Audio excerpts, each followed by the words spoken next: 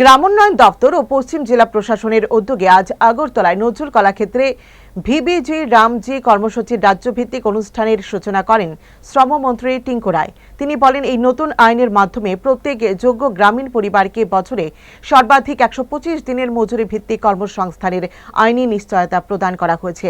তাতে গ্রামীণ কর্মসংস্থান, জীবিকা সুরক্ষা ও অন্তর্ভুক্তিমূলক উন্নয়নকে অধিকতর শক্তিশালী করবে।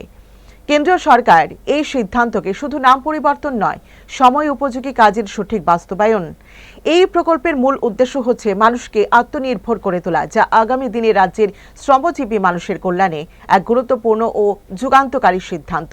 তিনি বলেন, এই কর্মসূচি বাস্তবায়নের লক্ষ্যে কেন্দ্র সরকার চলতি অর্থ বছরে ত্রিপুরার জন্য 1041 কোটি 70 লক্ষ টাকা অন্তর্বর্তীকালীন বরাদ্দ অনুমোদন করেছে।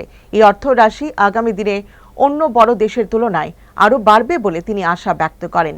অনুষ্ঠানে উপস্থিত ছিলেন পশ্চিম জেলা ভারপ্রাপ্ত জেলা সভাধিপতি বিশ্বজিৎ শীল, ত্রিপুরা স্বশাসিত জেলা পরিষদের এমডিসি গীতা দেববর্মা, গ্রামোন্নয়ন দপ্তরের অতিরিক্ত সচিব সুভাষ চন্দ্র সাহা ও পশ্চিম জেলার জেলা শাসক doctor Vishal Kumar. Bharat guarantee for Rozgar and Ajeevika mission এর মতো একটা যুগান্তকারী আইন প্রণয়নের জন্য আমরা ওনাকে আন্তরিক ধন্যবাদ এবং অভিনন্দন জানাই।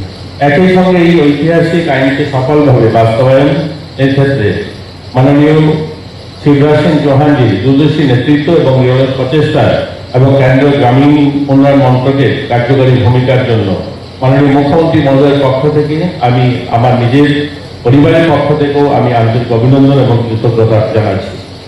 আমি আজকে এই অনুষ্ঠানে উপস্থিত থেকে নিজেকে গর্ববোধ করছি, কারণ এই অনুষ্ঠান মাননীয় মুখ্যমন্ত্রী উপস্থিত থাকার কথা ছিল, তিনি বাইরে রয়েছেন, তাই আজ তিনি উপস্থিত থাকতে পারেননি এবং আমাকে তিনি বলেছেন এখানে উপস্থিত হওয়ার জন্য।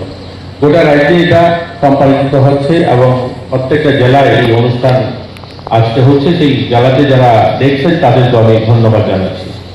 এই কর্মসূচির মধ্যে দিয়ে প্রত্যেক যোগ্য গ্রামীণ পরিবারের বছরে 125 দিন মজুরি ভিত্তিক কর্মসংস্থানের নিশ্চয়তা প্রদান করা হয়েছে।